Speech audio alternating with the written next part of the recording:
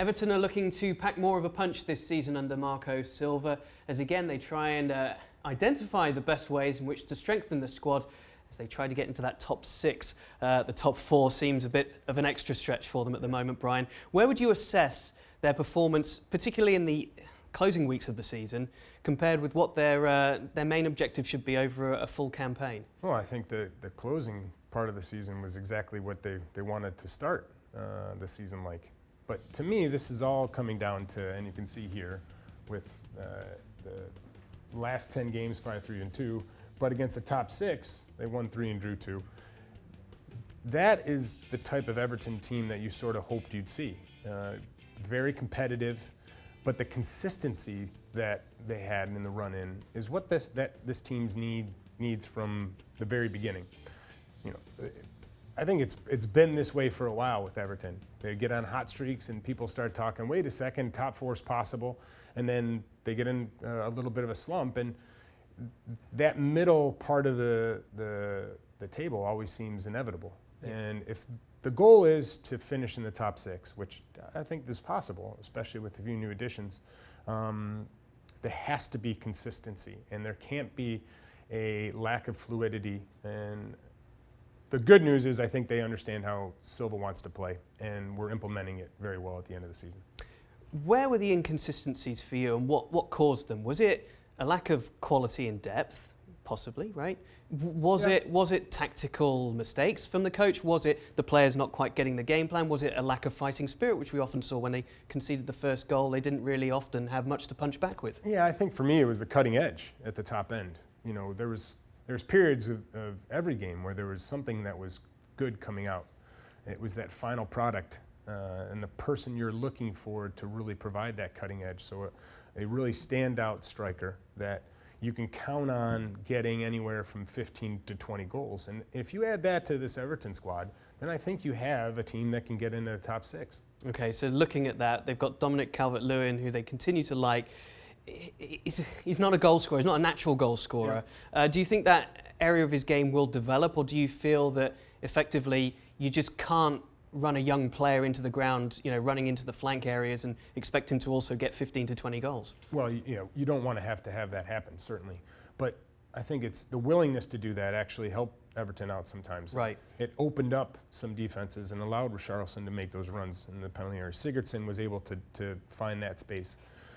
So I'm not against him running into different areas. I think for Calvert-Lewin it's about repetitions and understanding the positioning where he needs to be, and certain times in the final third. And too often I think he's very eager, but it's not necessarily trying to make the defender think. It's more of, I want to get to the ball first, rather than make him try and find me to open the space to get to that ball first. And that comes with time. So I think he's a good player. I just don't think he's the forward that is going to get you to the top six. Transfer-wise, they have been linked with Moise Kean at Juventus, who had a brilliant run of form in that Juventus side, also with the Azzurri. Explosive player, natural goal scorer. Would he be a big fit, a good fit? Yeah, to me, yes, because he does have the capability to create things on his own. He's got plenty of space, but he has a presence. And if you're able to occupy a defender or two with this Everton squad, you've got players that can find little spaces. You know, Bernardo's extremely good on the ball. Richarlison can run in and score goals for you. Sigurdsson's going to cause some problems. So, yeah, I think the addition of a player like him would be a welcome addition. And as they look elsewhere, sort of explosively looking for a left footer, linked most recently with Nicolas Pepe at Lille. Malcolm is a potential option, although there's competition for him at Barcelona. Elsewhere, it seems like they need to kind of work out how to spend their money most effectively. Mashiri's money has at times not been put to the best use, especially with the stadium project also going to be racking up the bills on the horizon. Yeah, but I'd put the stadium thing aside. I mean, that's a need that I think everybody sees, and I think in the immediacy, certainly a left-footed player, Malcolm would be great to have, but you know, the focus should be finding that center forward, finding that, because you have pieces already that can play in wide positions, and you have a few left-footers that can cause some problems. So once you get your center forward, then I think the focus should go back to finding somebody that can improve the squad. But certainly the center forward position needs to find that answer. Going back to your original point about starting well this season, they're going to have competition from the likes of Leicester, Wolves, other sides competing for a top 6 place amongst the established top 6. How likely is it that Everton will get that fast start? That's a good question. I think it's what every club wants. But the fact that there hasn't been much change in Everton's squad. You know, in addition to Gomes, you got a few possibilities of players leaving, but that full squad is still together. So you won't have to start preseason as they're doing right now and have question marks of how are we going to play, how do I fit in.